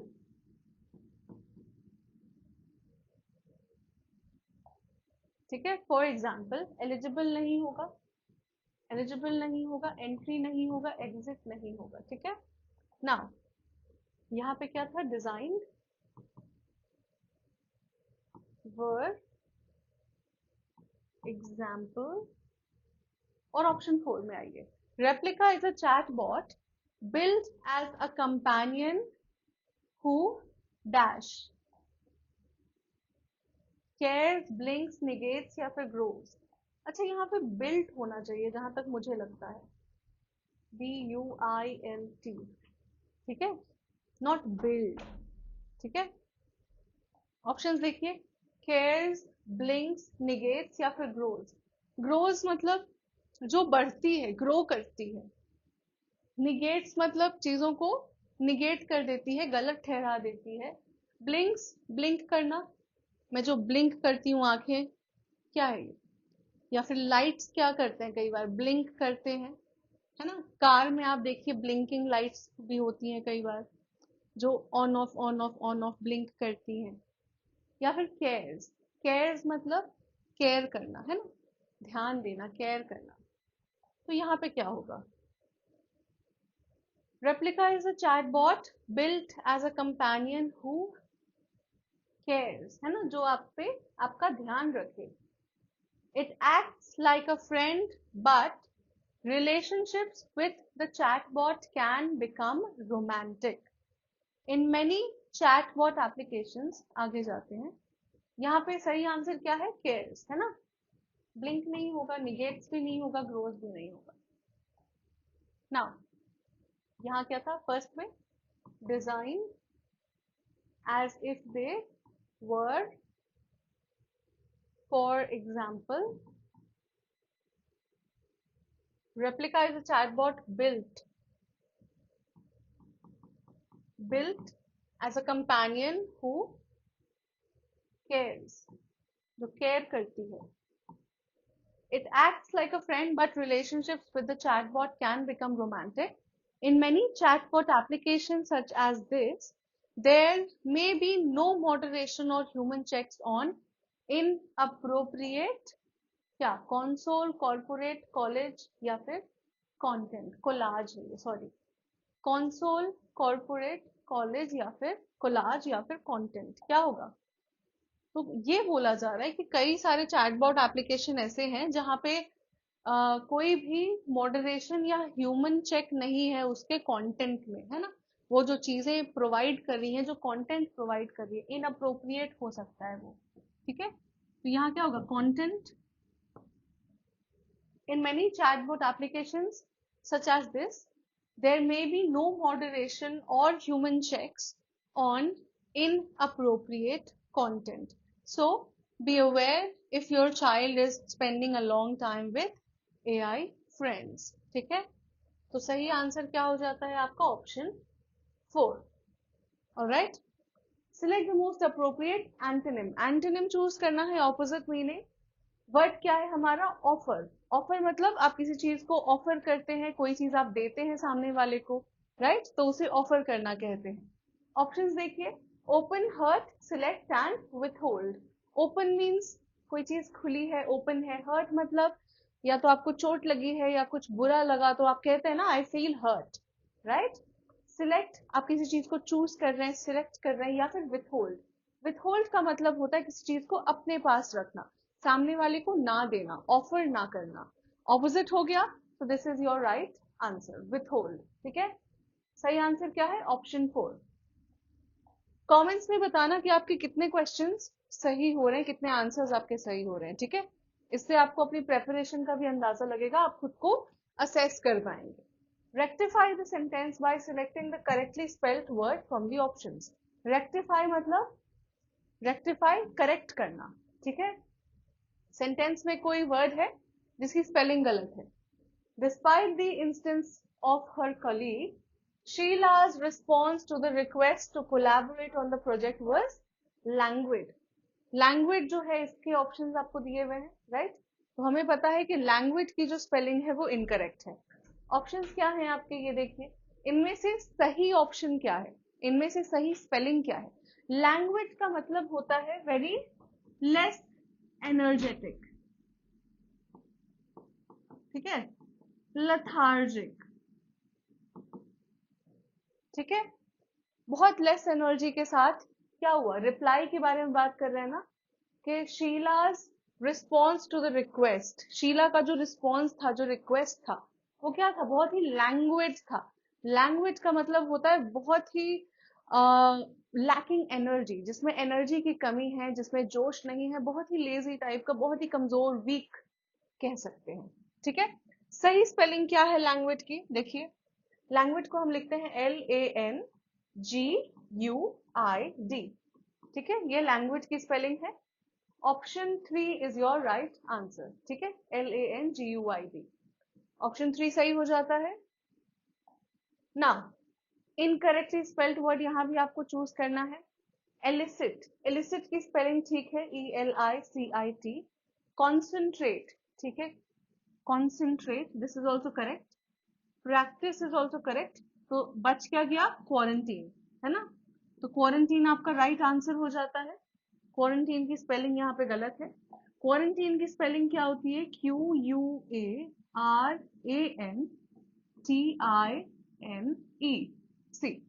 अब यहाँ पे देखो, क्वारंटीन, यहाँ पे ई के जगह ए होना चाहिए, ठीक है। Now next is, select the most appropriate idiom that can replace the underlined segment. A false and selfish friend, ठीक है, एक ऐसा फ्रेंड जो झूठ बोलता है, फॉल्स है और सेल्फिश है। will never be your side in times of difficulty, ठीक है। ऑप्शंस देखिए, past master, fair weather friend, great hand या फिर गुड समैरिटन। ये तो हमने पहले भी डिस्कस किया हुआ है। A false and selfish friend, उसको क्या कह सकते हैं, पास्ट मास्टर तो नहीं होता। पास्ट मास्टर का मतलब होता है कोई ऐसा इंसान जो बहुत ही एक्सपीरियंस्ड है, ठीक है, किसी चीज में बहुत ही एक्सपीरियंस्ड है या फिर बहुत ही एक्सेप्शनली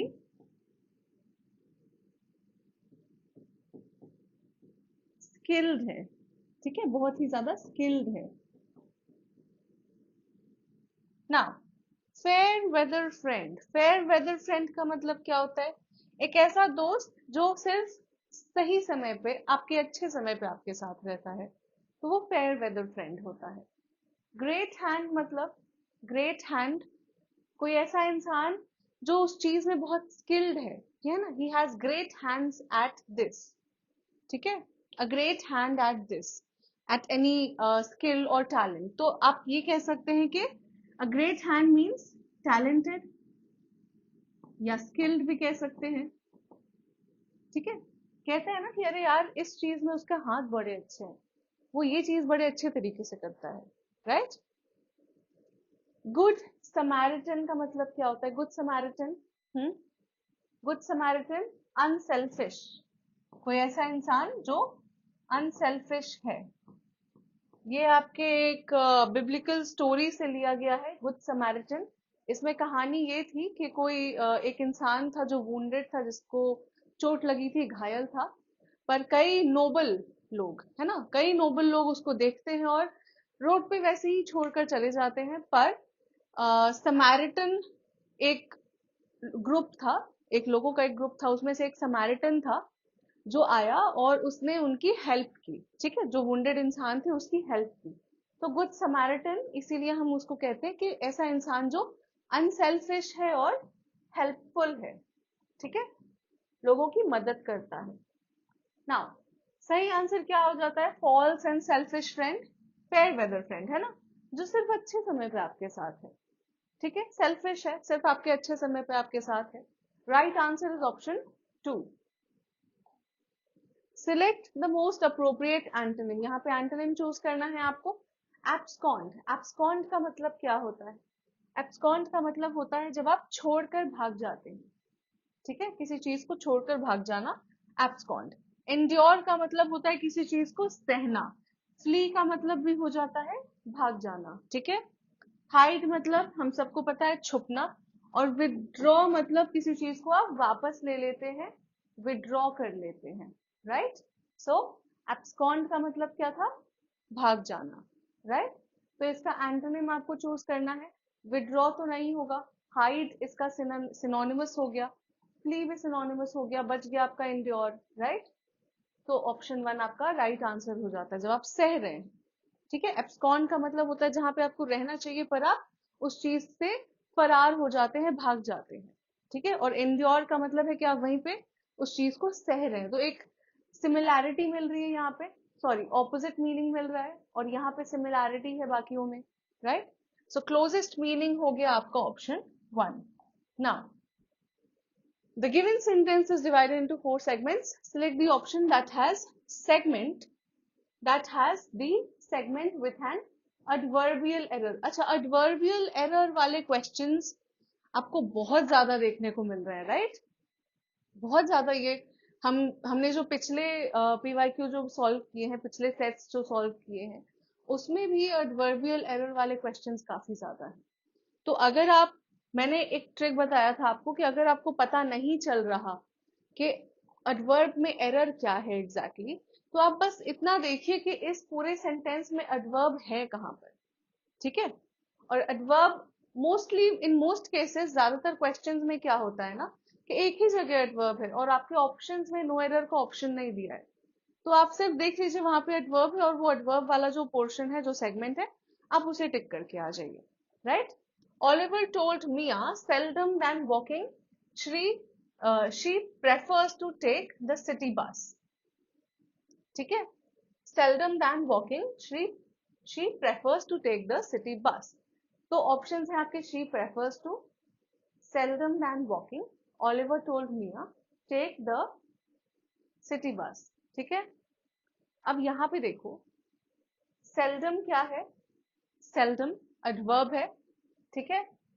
लेकिन हमें पता है seldom का मतलब क्या होता है, सेल्डम का मतलब क्या होता है, वेरी इनफ्रीक्वेंटली, बहुत कम, ठीक है। एक्सक्यूज मी, सेल्डम का मतलब होता है बहुत कम, ठीक है, फ्रीक्वेंसी में बहुत कम। तो सेल्डम के साथ हम दैन कभी नहीं लगाते, यहाँ पे हम रैदर लगा सकते हैं, रैदर देन वॉकिंग, ठीक है। रैदर के साथ हम दैन लगाते हैं, सेल्डम के साथ हम दैन नहीं लगाते, और यहाँ पे ये बहुत ही इनअप्रोप्रिएट लग रहा है, ठीक है। तो यहाँ पे पूरा सेंटेंस क्या हो जाएगा, Oliver told Mia rather than walking she prefers to take the city bus. तो एरर आपका ऑप्शन टू में है, right answer is option two. Now next is select the most appropriate synonym. Synonym choose करना है आपको। पर्सिफ्लाज, पर्सिफ्लाज का मतलब क्या होता है, पर्सिफ्लाज का मतलब होता है जब आप एक कह सकते हैं लाइट हार्टेड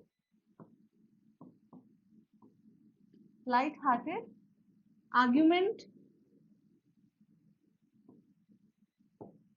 या फिर लाइट हार्टेड आर्ग्यूमेंट नहीं कहेंगे, बैंटर कहेंगे, ठीक है।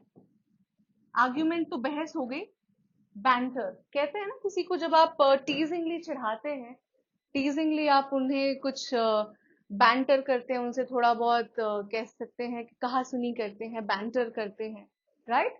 तो उसी को कहते हैं persiflage. Criticism, seriousness, banter and argument, ये आपके चार ऑप्शंस हैं। क्रिटिसिज्म तो हो गया जजमेंट, है ना, किसी को जज कर रहे हैं, क्रिटिसाइज कर रहे हैं। सीरियसनेस, बहुत ही सीरियस है। बैंटर जो है आपका राइट आंसर हो जाता है, क्यों, क्योंकि पर्सिफ्लाज का मतलब ही है लाइट हार्टेड बैंटर, जो आप हंसी खेल में एक दूसरे से झगड़ा करते हैं, हंसी खेल में एक दूसरे से मजाक करते हैं, बैंटर करते हैं, उसे कहते हैं पर्सिफ्लाज। आर्ग्यूमेंट नहीं होगा, आर्ग्यूमेंट थोड़ा सीरियस हो जाता है। So the right answer is option three, ठीक है, banter. Now select the most appropriate idiom that can substitute the underlined segment, ठीक है। She didn't want to upset anyone at work, so she carefully navigated the office politics. Okay, upset anyone, इससे related idiom आपको choose करना है। Options देखिए, scratch anyone's heads, bite the bullet, step on anyone's toes, या फिर steal the show। अच्छा, scratch anyone's head का मतलब क्या होता है? स्क्रैच एनीवन्स हेड, कंफ्यूज हो जाना, सोचने पे मजबूर हो जाना। ठीक है, इसे आप ऐसे याद कर सकते हैं कि अरे कुछ याद नहीं आता, तो ज्यादा लोग ऐसे करते हैं, right?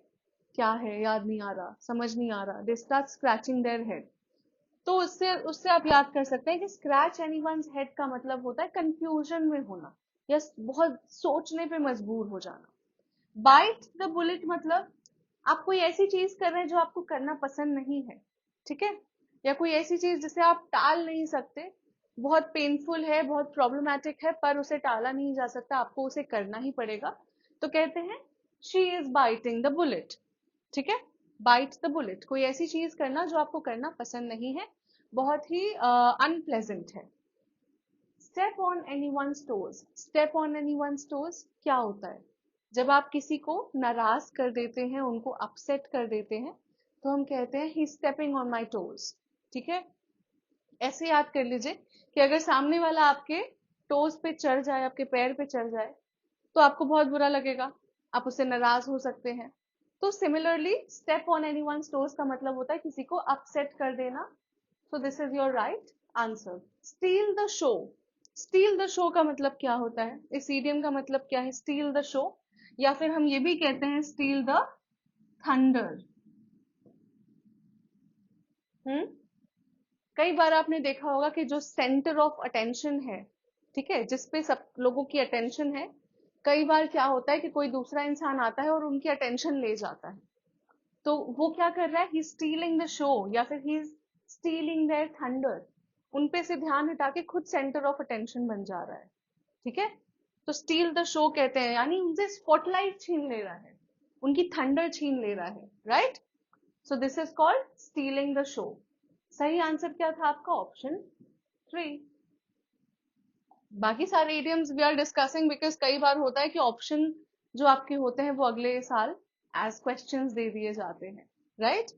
Now, by showing dash united strength we may scare the opposition. By showing that dash united strength, option क्या है? एंड, एनी, अ या नो? नो तो नहीं होगा, by showing no United strength, बिल्कुल कोई भी यूनाइटेड स्ट्रेंथ ना दिखाकर, है ना, नो तो नहीं होगा। या तो आपको ए लगाना है, या एनी लगाना है, या एन लगाना है, बताइए। By showing any United strength, कोई भी, एनी भी नहीं जा रहा है यहाँ पे, राइट? तो ए या एन लगाओगे। नाउ आर्टिकल हमें पता है कि डिपेंडिंग ऑन दिस साउंड, इस पे हम आर्टिकल लगाएंगे। यू तो वावल है, पर साउंड क्या आ रही है? यूनाइटेड, है ना, वाई यू, यू की साउंड आ रही है या फिर यू की साउंड आ रही है, so this is a consonant sound, तो यहाँ आप अ लगाएंगे। Right answer is option 3। By showing a united strength we may scare the opposition. Now select the most appropriate option that can substitute the underlined segment। ठीक है, the road was repairing by the workers, the road was repairing, was लगा है तो हमें पता है past में बात हो रही है, right? The road was repairing by the workers, repairing तो नहीं होगा, राइट? ऑप्शंस क्या है? रिपेयर्स, रिपेयर्ड, बिन रिपेयर्ड, या नो करेक्शन, नो करेक्शन तो नहीं है। रिपेयर्स भी प्रेजेंट हो जाता है, बिन रिपेयर्ड नहीं होगा आपका, हम लगाएंगे repair. The road was repaired. ठीक है, so the right answer is option 2। Now select the most appropriate collocation, collocation choose करना है आपको। I was running late, so I only had time for a dash shower। क्या होगा? I was running late, ये options दो बार type हो गए हैं। Okay, I was running late, so I only had time for a dash shower। किस तरीके का शावर आप ले सकते हैं? लॉन्ग, अगर समय नहीं है आपके पास तो लॉन्ग शावर आप नहीं लेंगे, राइट? रिलैक्सिंग भी ये नहीं होगा, लग्जूरियस भी नहीं होगा, right answer is quick. I took a quick shower, है ना, मैंने जल्दी से शावर लिया। I was running late, so I only had time for a quick shower। Now, select the most appropriate antonym। Antonym choose करना है आपको। The word is frugal। Frugal का मतलब होता है कोई ऐसा इंसान जो किसी चीज को बहुत किफायती तरीके से यूज करता है, बहुत बचा कर यूज करता है, बहुत केयरफुली यूज करता है। ठीक है, ऑप्शंस देखिए, प्रूडेंट, राइट, प्रोडिजल या फिर स्पेयरिंग। प्रूडेंट, राइट, प्रोडिगल या फिर स्पेयरिंग। क्या होगा? प्रूडेंट का मतलब होता है वाइज, ठीक है, जो सही जजमेंट लेता है, जो वाइज है। राइट का मतलब हमें पता है, जो सही है। प्रोडिगल का मतलब क्या होता है? प्रोडिगल का मतलब होता है वो इंसान जो दिल खोल कर खर्च करता है। ठीक है, स्पेंड्स, स्पेंड्स लग्जूरियसली कह सकते हैं। ठीक है, बहुत ही लग्जूरियसली पैसे स्पेंड करता है, किसी चीज को स्पेंड करता है, बहुत दिल खोल कर स्पेंड करता है। ठीक है, और स्पेयरिंग का मतलब सिनोनिमस हो जाता है फ्रूगल से। ठीक है, स्पेयरिंग का मतलब भी होता है किसी चीज को आप बहुत कम क्वांटिटी में यूज कर रहे हैं, बचा बचा कर यूज कर रहे हैं, तो हम कहते हैं स्पेयरिंग। ठीक है, राइट आंसर क्या है? एंटोनिम चूज करना है ना आपको, तो राइट आंसर क्या हो गया? प्रोडिगल। क्यों? फ्रूगल का मतलब होता है किफायती, बचा कर यूज करना, किसी चीज को कम यूज करना। राइट, और इसका ऑपोजिट क्या है? प्रोडिगल, किसी चीज को बहुत लग्जूरियसली दिल खोल कर खर्च करना। Right, now given sentences divided into 4 segments. Okay, error choose करना है यहाँ पे, ये भी एडवर्बियल एरर वाला क्वेश्चन है आपका। Evelyn clearly packed her suitcase for the trip to Malaysia. यहाँ पे कहाँ पे है आपका एडवर्ब? देखिए, Evelyn clearly packed her suitcase for the trip to Malaysia. अब यहाँ पे नो एरर वाला ऑप्शन है नहीं, सेंटेंस में आपको एडवर्ब कहाँ दिख रहा है? अगर दो जगह दिखे तब तो प्रॉब्लम हो, एक ही एडवर्ब है और एक ही एडवर्बियल एरर आपको देखना है। Right, so packed her suitcase for the trip to Malaysia. अब यहाँ पे आप देखिए, एवलिन क्लियरली, क्लियरली यहाँ पे एडवर्ब है। अब क्लियरली पैक क्या होता है? किसी चीज को आप क्लियर तरीके से पैक कैसे करते हैं? क्लियरली तो आप थिंक करते हैं, है ना? एवलिन क्लियरली पैक्ड, पैक्ड के साथ अगर आप क्लियरली लगा रहे हैं तो ये इनअप्रोप्रिएट लग रहा है। सो यहाँ पे एरर कहाँ है आपका? ऑप्शन 3 में। एवलिन केयरफुली कह सकते हैं कि हाँ, बहुत केयरफुली उसने पैक किया, या बहुत सोच समझ कर उसने पैक किया, थॉटफुली पैक किया। ठीक है, क्लियरली नहीं होगा यहाँ पे। ठीक है, so the right answer is option 3। Now, the COVID-19 pandemic led to trade disruptions worldwide, but the agricultural and food sector proved the more resilient, proved to more resilient than other sectors of the economy. ठीक है, इस underline part को आपको क्या करना है? Substitute करना है।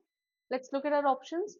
proved to be more resilient, proving to be more resilient, proved to been more resilient या फिर proved to be more resilient.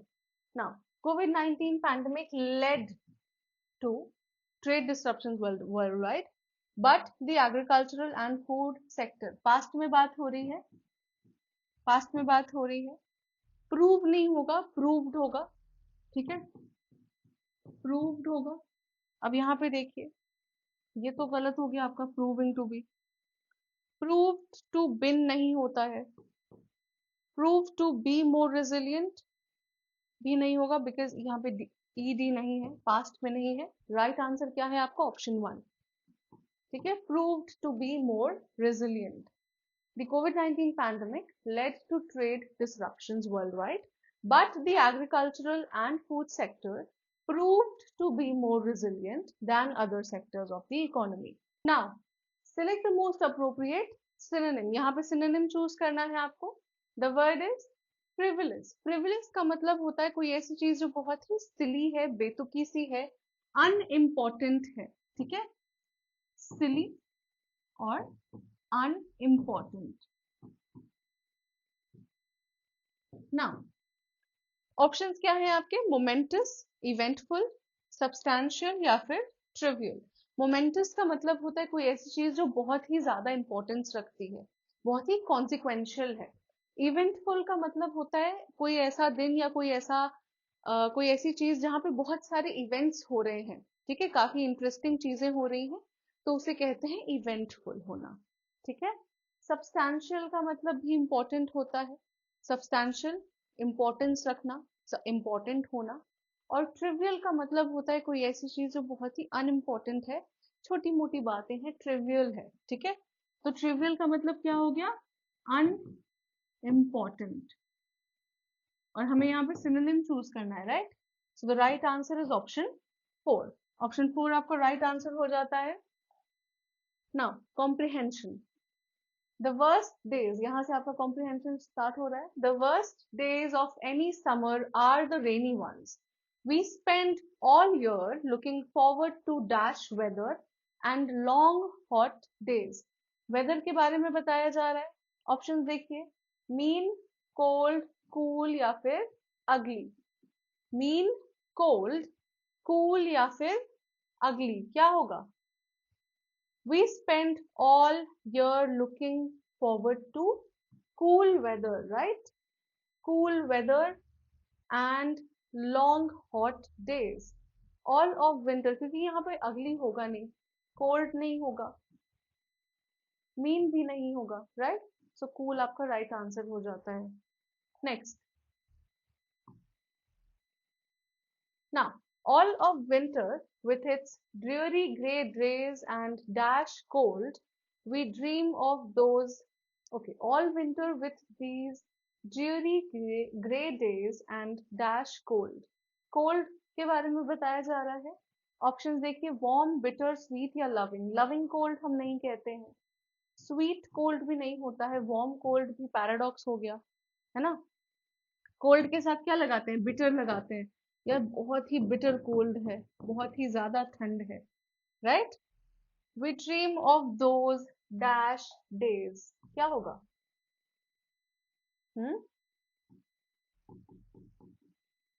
We dream of those dash days.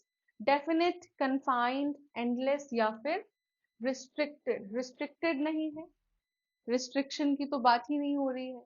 Confined भी नहीं होगा। कन्फाइनमेंट क्या होता है? जब आप किसी चीज को बंद करके रख देते हैं, कन्फाइन कर देते हैं, तो वो बात नहीं हो रही। डेफिनेट भी नहीं है, तो वो बच गया आपका option 3, endless. We dream of those endless days at the beach, laying on the sand and,